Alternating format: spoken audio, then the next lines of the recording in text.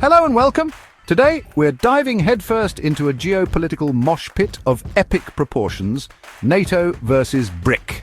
It's the military alliance equivalent of a steel cage death match, and frankly I'm not sure we have enough chairs for everyone involved. Now, you might be thinking comparing NATO and BRIC is like comparing apples and, well, a bear wearing body armor riding a nuclear-powered tank. And you wouldn't be entirely wrong. They're different beasts with different histories, structures and goals. But that's what makes this so damn interesting. Today, we'll compare their strengths, their weaknesses, and everything in between.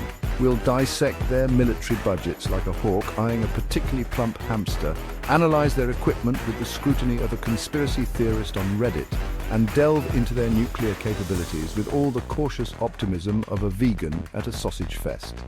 Buckle up, buttercups, it's about to get geopolitical up in here. First things first, let's talk numbers. Because in the grand game of risk that is global military power, sometimes quantity has a quality all its own. NATO, the North Atlantic Treaty Organization, boasts a whopping 3.5 million active duty personnel. That's a lot of boots on the ground, ready to defend democracy, or at least stand around looking intimidating in coordinated outfits. BRIC, on the other hand, is a bit trickier. You see, BRIC isn't a formal military alliance like NATO, it's more of an acronym, representing the rising economic powerhouses of Brazil, Russia, India and China. But if we're talking sheer manpower, they dwarf NATO. Combined, they have over 6.5 million active duty personnel. That's enough soldiers to form a conga line that could circle the globe twice, with enough left over to invade a small island nation or two. Now, before you start digging a bunker in your backyard and stocking up on canned goods, remember, numbers aren't everything. It's not just about how many soldiers you have, but the quality of their training, their equipment, and frankly, their willingness to follow orders that really matters. And let's be honest, coordinating military strategy between 4 countries with such vastly different ideologies and interests, that's like herding cats.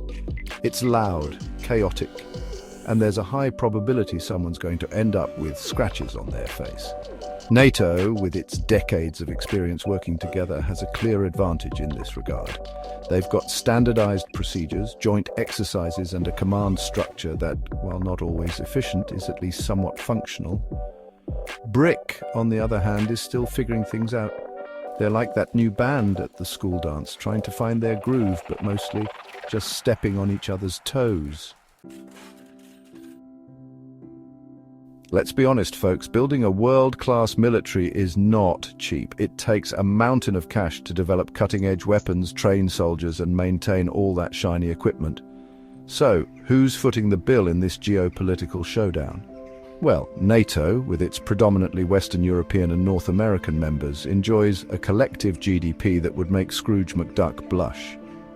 In 2022 alone, NATO members spent a combined total of over $1.1 trillion on defense. That's enough money to buy everyone on Earth a year's supply of instant ramen noodles, with enough left over to buy Elon Musk a one-way ticket to Mars. BRIC, however, isn't exactly hurting for cash either. China in particular has been aggressively expanding its military budget in recent years. While their official defense spending is still significantly lower than NATO's, some experts believe the actual figure could be much higher. It's like trying to track your spending after a weekend in Vegas. The numbers are fuzzy, and you're pretty sure you spent more than you're letting on. But here's the thing. It's not just about how much money you spend, it's about how you spend it. NATO, with its focus on research and development, has consistently been at the forefront of military technology. They've got stealth bombers that can make a ninja blush, drones that can practically fly themselves, and enough nuclear weapons to turn the planet into a radioactive wasteland several times over. BRIC, on the other hand, has been playing catch-up. They've made significant strides in recent years, particularly in areas like hypersonic missiles and cyber warfare. But they still lag behind NATO in key areas like aircraft carriers and precision-guided munitions. It's like showing up to a gunfight with a really nice knife, impressive, sure, but not exactly ideal. Chapter 3. Tech Talk. From tanks to stealth fighters. Alright folks, time to geek out a little, because when it comes to military might, technology is king. And in this arena, NATO has traditionally held a significant edge. We're talking about cutting-edge weapon systems, advanced surveillance capabilities, and enough computing power to make your average supercomputer look like an abacus. Take, for example, the F-35 fighter jet. This technological marvel is like the iPhone of military aircraft, sleek, sophisticated, and packed with more gadgets than a Bond villain's lair. It can evade radar, drop bombs with pinpoint accuracy, and even share targeting data with other aircraft in real time. It's the kind of technological advantage that makes you wonder if NATO secretly has a time machine stashed away somewhere. But don't count BRIC out just yet. While they may not have the same level of across-the-board technological superiority, they've been making some serious moves in recent years. China, in particular, has been investing heavily in areas like hypersonic missiles, artificial intelligence, and cyber warfare technologies that could potentially neutralize NATO's traditional advantages. Think of it like this. NATO is like the seasoned chess grandmaster, relying on their experience and well-honed strategies. BRIC, on the other hand, is like the up-and-coming chess prodigy, shaking things up with unorthodox tactics and a willingness to break the rules. Who will come out on top in this technological arms race? It's a question that keeps military analysts up at night, frantically scribbling equations on their whiteboards and mainlining coffee. But one thing's for sure, it's going to be a fascinating and potentially terrifying ride. Chapter 4. Friends with benefits, strategic alliances, and global influence.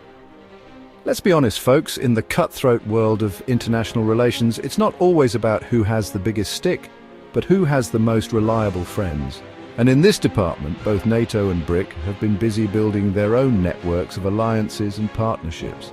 NATO, with its decades-long history, has a clear advantage in this regard. They've got formal treaties, shared military bases, and a level of cooperation that would make a kindergarten teacher weep with joy. They're like the popular kids' table in the geopolitical cafeteria, with everyone wanting to sit with them. BRIC, on the other hand, is more of a loose collection of nations with shared interests rather than a formal alliance. They're like that group project in school where everyone agrees to share the workload, but then someone inevitably ends up doing all the work while the rest of the group takes credit. But here's the thing. BRIC's lack of formal structure can also be a strength. They're not bound by the same rules and obligations as NATO, which gives them more flexibility in their dealings with other nations.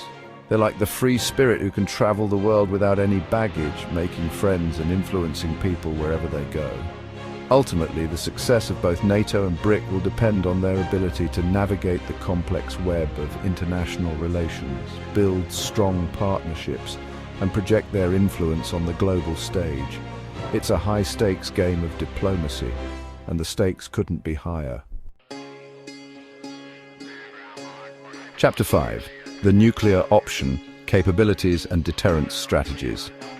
All right, folks, time to address the elephant in the room, or rather, the giant mushroom-shaped cloud hanging over this entire discussion: nuclear weapons. Because when it comes to sheer destructive potential, nothing else even comes close. Now, both NATO and BRIC possess enough nuclear firepower to turn the planet into a smouldering wasteland multiple times over. It's the kind of terrifying reality that makes you want to crawl under your bed with a year's supply of Twinkies and hope for the best.